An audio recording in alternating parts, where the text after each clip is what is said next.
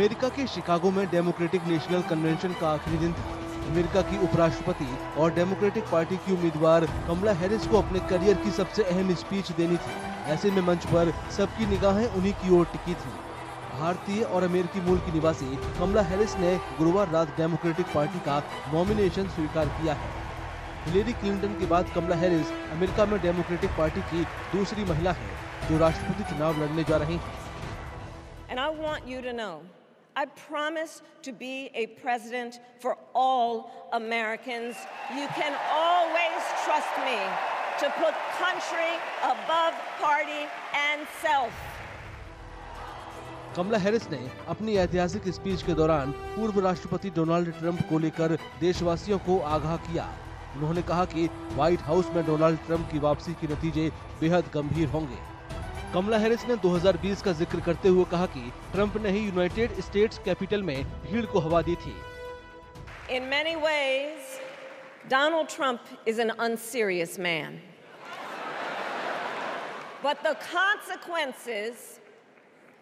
consequences of putting Donald Trump back in the White House are extremely serious.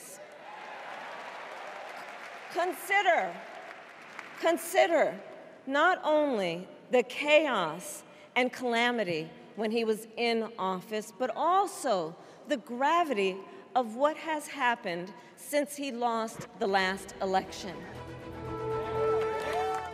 उपराष्ट्रपति कमला Harris ने सत्ता में आने पर मिडिल क्लास, मजदूरों, छोटे व्यवसायों और अमेरिकी कंपनियों को एक साथ लाने का वादा किया।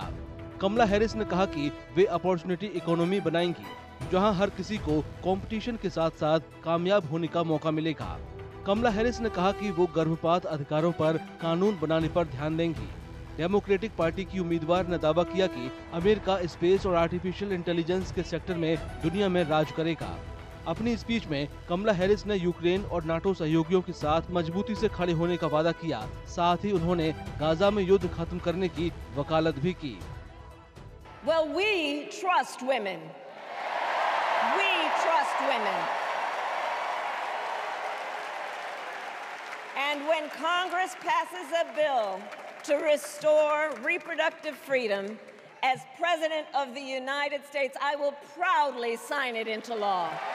With respect to the war in Gaza, President Biden and I are working around the clock because now is the time to get a hostage deal and a ceasefire deal done. Democratic national convention के दौरान कमला Harris अपनी मां श्यामला गोपालन को याद कर भावुक हो गईं। हैरिस ने कहा कि वे हर दिन अपनी मां को याद करती हैं, खासकर तब जब वे दुनिया के शक्तिशाली देश की सबसे मजबूत नेता बनने जा रही हैं। कमला हैरिस ने आखिरी में कहा कि 5 नवंबर का चुनाव अमेरिका के इतिहास में सबसे अहम होगा।